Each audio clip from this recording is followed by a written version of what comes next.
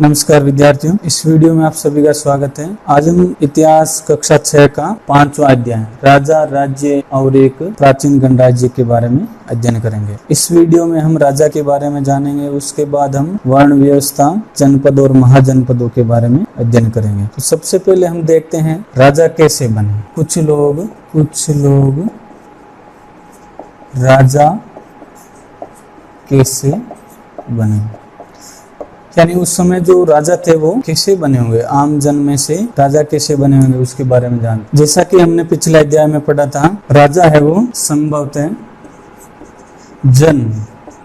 जन अर्थात लोगों द्वारा चुने जाते हैं। ऋग्वेदिक काल के राजा है वो जन या लोगों द्वारा चुने जाते हैं, लेकिन करीब 3000 साल पहले राजा बनने की जो ये प्रक्रिया थी, इसमें कुछ परिवर्तन दिखाई दिए।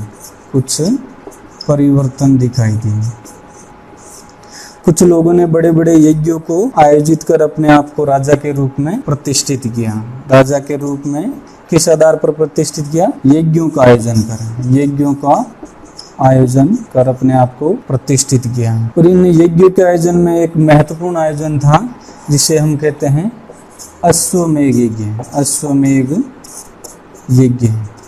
जैसा कि इस नाम से पता चलता है, अश्व यानी एक घोड़ा। इसमें जो राजा अश्वमेध यज्ञ करता है, ये जो यज्ञ का आयोजन करने वाला राजा होता है, वो एक घोड़े को अपने लोगों की देखरेख में स्वच्छंद विचरण के लिए छोड़ देता है, यानी खुला छोड़ देता है घोड़े को। ये घोड़ा है वो जिस भी राजा के क्षेत्र में जाता, अगर वहां का राजा उसको पकड़ लेता, कोई राजा अगर उसको पकड़ लेता तो उसको इस यज्ञ का आयोजन करने वाले राजा के साथ युद्ध करना पड़ता। और जो घोड़ा है वो जिस राजा के वहां जाता और वो राजा उसको पकड़ते नहीं, इसका मतलब वो तो उस यज्ञ आयोजन करने वाले राजा के अधीनता स्वीकार करते हैं। जो राजा घोड़े को पकड़ते नहीं, उन राजाओं को बाद में इस अश्वमेध यज्ञ के आयोजन में आमंत्रित किया जाता। अश्वमेध यज्ञ है वो विशिष्ट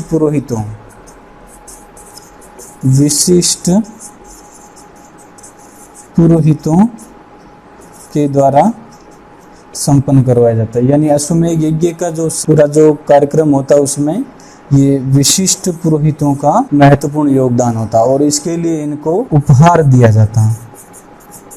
और जो राजा अश्वमेध यज्ञ का आयोजन करने वाले राजा की अधीनता स्वीकार कर लेते, वो भी इस राजा को उपहार, भेंट आदि देते हैं। इसके अलावा वैश्य लोग आदि भी इस आयोजन में अपनी तरफ से उपहार लेके आते और राजा को उपहार भेंट करते हैं। अब हम वर्णों के बारे में जानते हैं कि वर्ण क्या थे। वर्ण ऋग्वेद की रचना का जो काल था, उसके बाद जितने भी ग्रंथ लिखे गए उनको उत्तर वैदिक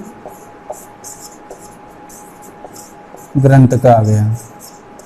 यानी ऋग्वेद के बाद में जितने भी ग्रंथ रचे गए उनको उत्तर वैदिक ग्रंथ कहा गया। और इसमें मुख्य रूप से थे सामवेद, अथर्ववेद, यजुर्वेद व अन्य ग्रंथ। पुरोहितों द्वारा रचित इन ग्रंथों में विभिन्न प्रकार के अनुष्ठान व उनके संपादन की विधियां बताई गई हैं। इसके साथ ही इनमें सामाजिक नियमों के बारे में भी बताया गया है। पुरोहितों ने लोगों को 4 वर्गों में बांटा, जिन्हें हम वर्ण कहते हैं। ये जो 4 वर्गों में बांटा गया, इनको हम वर्ण कहते हैं। और प्रत्येक वर्ग है, इसका अलग अलग कार्य निर्धारित किया गया। तो अब हम देखते हैं प्रत्येक वर्ग के अलग अलग वर्ग और उनके क्या क्या कार्य थे। तो पहला था ब्राह्मण, और ब्राह्मणों का कार्य मुख्य रूप से था वेदों का अध्ययन व अध्यापन, यानी वेदों का अध्ययन करना और दूसरों को अध्यापन करवाना व यज्ञ करना। उसके बाद दूसरा था शासक या क्षत्रिय, जिसको हम क्षत्रिय भी कहते हैं। इनका कार्य था लोगों की रक्षा करना, अपने राज्य के जो लोग थे लोगों की रक्षा करना व जरूरत पड़ने पर युद्ध करना। उसके बाद तीसरा था विष या वेश्य, जिसको वेश्य के नाम से भी जाना जाने लगा। इसमें मुख्य रूप से कृषक, पशुपालक, व्यापारी आदि सम्मिलित हैं। चौथा जो वर्ण था उसको शूद्र कहा गया।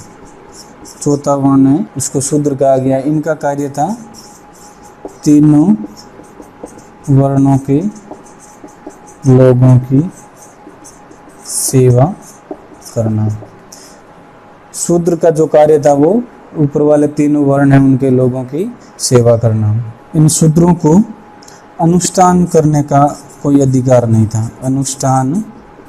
अनुष्ठान नहीं कर सकते।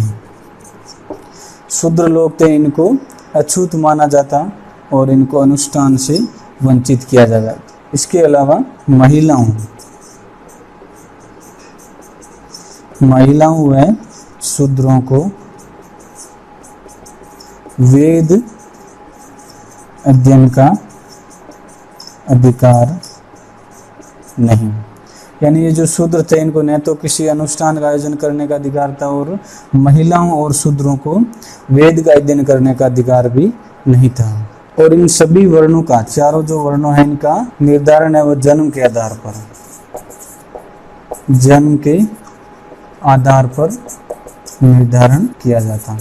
यानी कोई ब्राह्मण के घर जन्म लेता उसको ब्राह्मण कहा जाता। उसी प्रकार क्षत्रिय के घर लेने वाले को क्षत्रिय और वैश्य और शूद्र के घर जन्म लेने वाले को भी इन्हीं नाम से जाना जाता है। यानी वर्ण का जो आधार था वो जन्म था। और इस प्रक्रिया में बाद में कुछ लोगों को अछूत समझा जाने लगा।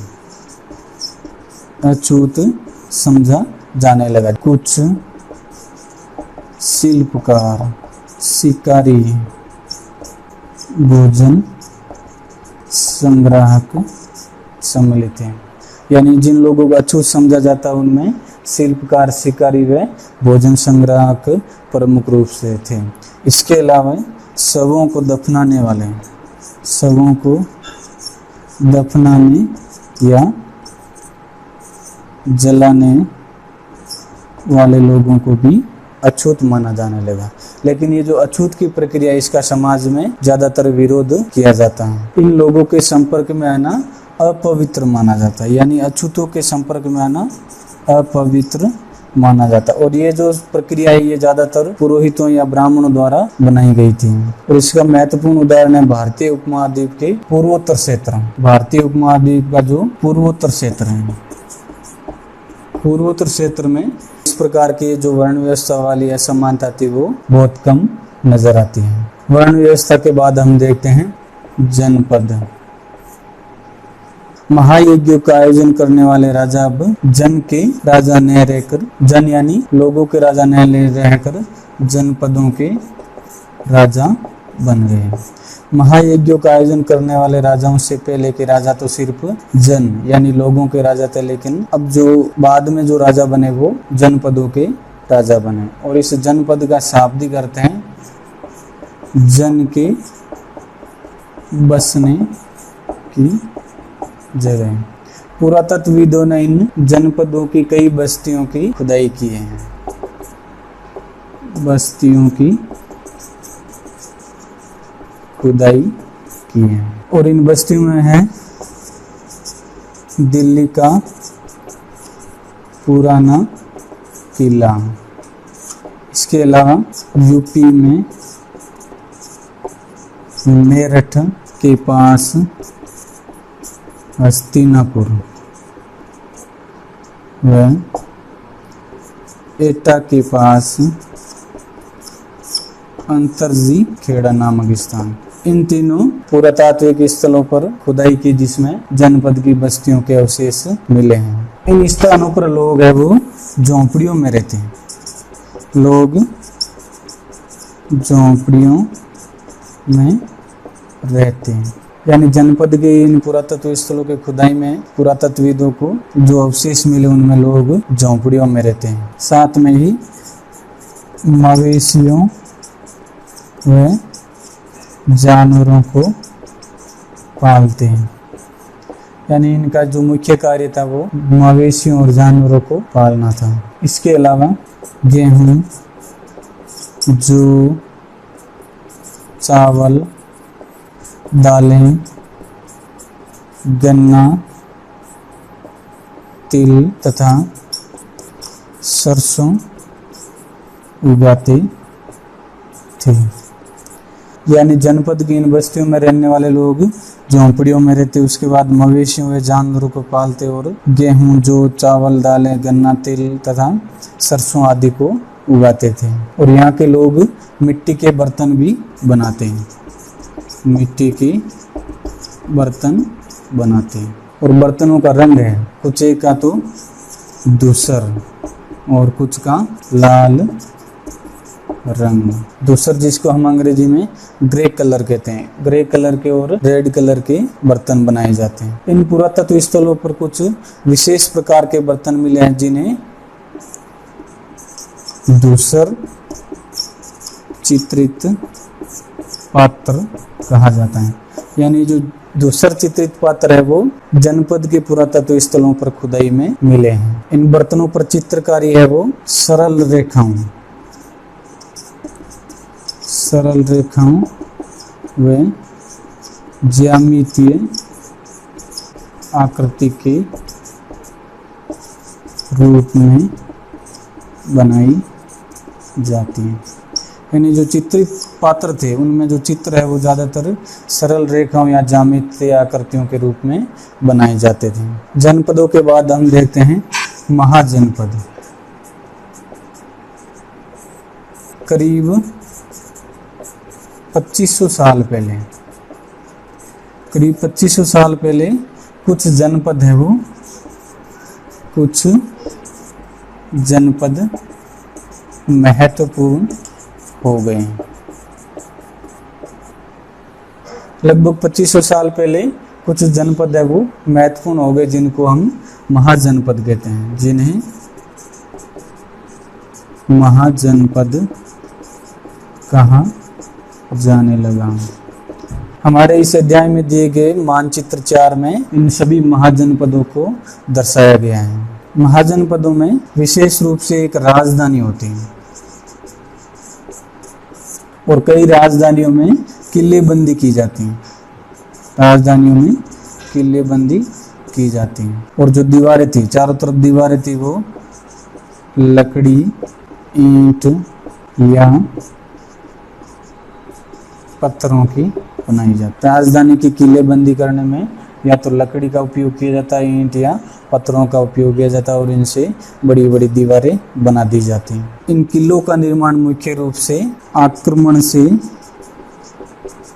लोगों की सुरक्षा करना। किलेबंदी का जो मुख्य उद्देश्य था, आक्रमण से लोगों की सुरक्षा करना, समृद्धि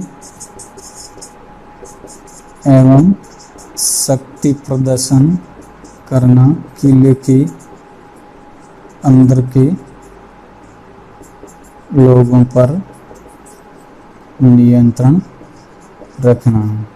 यानी किलेबंदी का जो मुख्य कार्य था, आक्रमण से लोगों की सुरक्षा करना, उसके बाद अपना समृद्धि व शक्ति का प्रदर्शन करना। इसके अलावा किले के अंदर जो लोग रहते उन पर नियंत्रण रखना। इसके अलावा महाजनपद भी राजा थे, उन्होंने स्थायी सेना रखना शुरू कर दिया और सिपाहियों को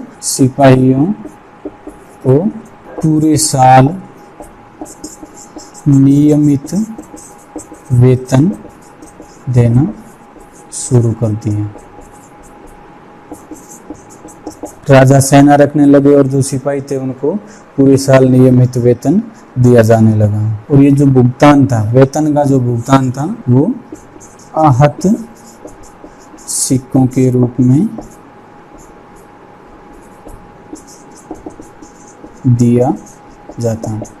सिपाहियों का वेतन है वो आहत सिक्कों के रूप में दिया जाता है। इन आहत सिक्कों के बारे में हम अगले अध्याय में पढ़ेंगे। हमारा एक अध्याय आएगा जिसमें आहत सिक्कों का विशेष रूप से वर्णन होगा, उसमें हम आहत सिक्कों के बारे में अध्ययन करेंगे। इस प्रकार हमने इस वीडियो में कुछ लोग शासक कैसे बने, उसके बाद वर्ण व्यवस्था के बारे में जाना, जनपद और महाजनपद के बारे में जानकारी प्राप्त की। अगले वीडियो में हम कर निर्धारण, कृषि में परिवर्तन व उसके साथ ही मगध व वजी साम्राज्य का सूक्ष्म निरीक्षण करेंगे। इस वीडियो को पूरा देखने के लिए आपका बहुत बहुत धन्यवाद।